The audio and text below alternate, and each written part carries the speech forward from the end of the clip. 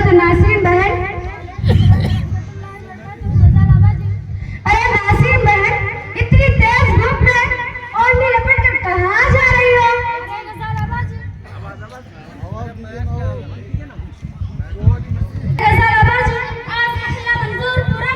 बीबी मरियम के घर पर ख़वातीन का इज्तिमा है, इसी में शिरकत के लिए जा रही हूँ। तुम भी चलो ना बाजी मेरे साथ। अरे नासरीन बहन, इज्तिमा क्या होता है? सुंदर सुंदर मेरे कान पड़ गए, और उसमें क्या क्या प्रोग्राम होते हैं? अरे बाजी, इज्तिमा में दीन की, ईमान की, कुरान की, प्यारे नबी सल्लल्लाहु अलैहि वसल्लम की, नमाज की, रोजे की, अच्छे अखलाक को अपनाने की बातें होती है। अच्छा, अब मैं समझ गई।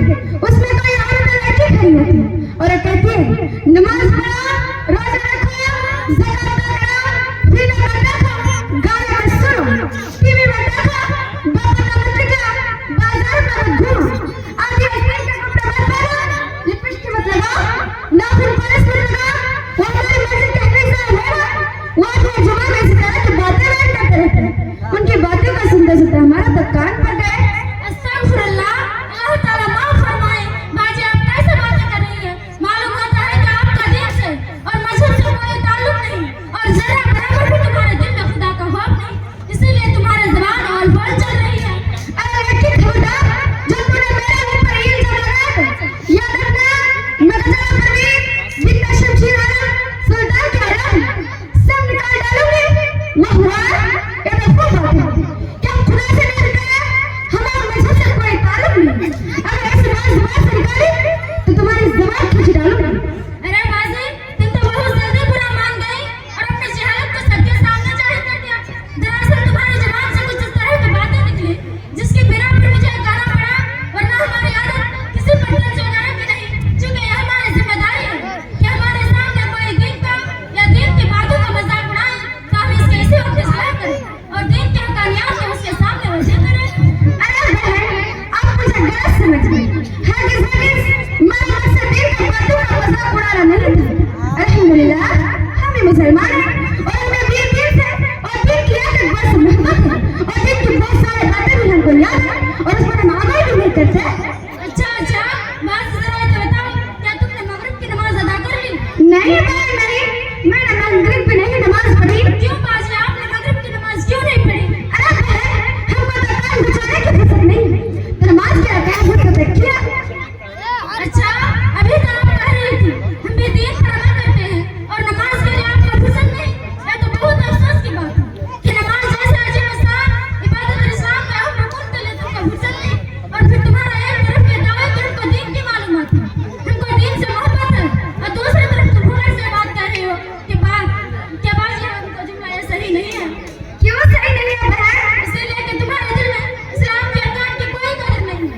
जब भी तो तुम्हारी ज़बान से अल्फाज निकल रही है कि नमाज के लिए आपको फुर्सत नहीं, गोया कि तुम ये कहना चाहते हो नमाज तो पढ़े जिसका कोई काम ना हो, यानी नमाज पढ़ना उन लोगों का काम है जो बेकार रहते हैं। हालांकि नमाज तो खुदा का हुक्म है और एक दिन में 5 मरतबा पढ़ी है।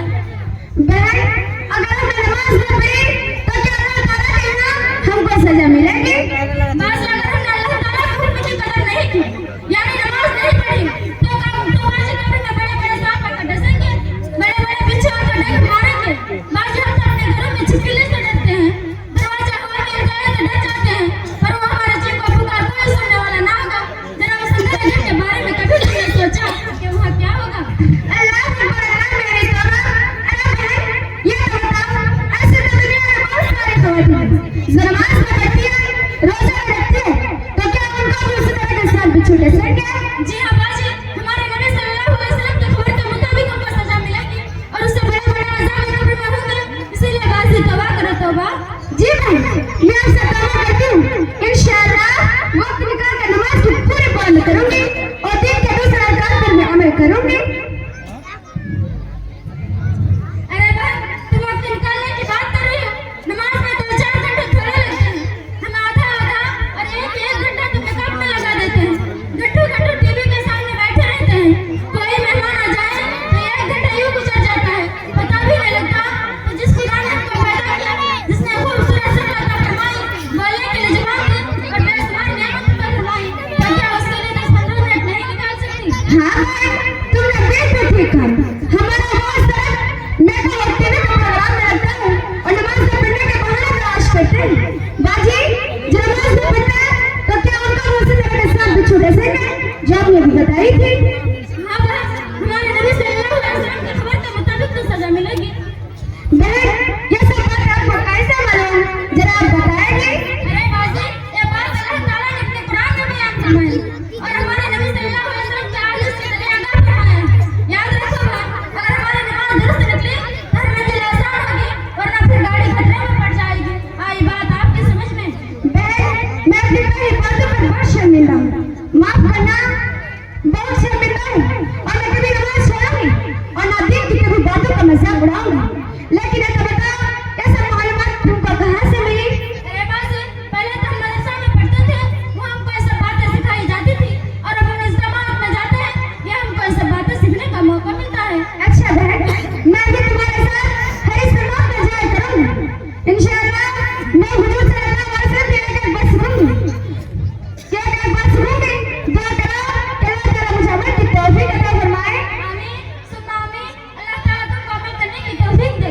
लेकिन मेरी माँ और बहनों ये एक बात याद रखो, जो औरतें उन चीजों की पाबंदी नहीं करती है और दुनिया में परेशान रहती है और मरने के बाद भी परेशान रहती है। अच्छा बाजी अब चलते हैं, लेकिन याद रखना अब अगले महीने को 10 तारीख की साहिल बाजी का घर पर इज्तिमा है, उसमें जरूर शामिल होना। जी बहन मैं आपसे दुआ करती हूँ।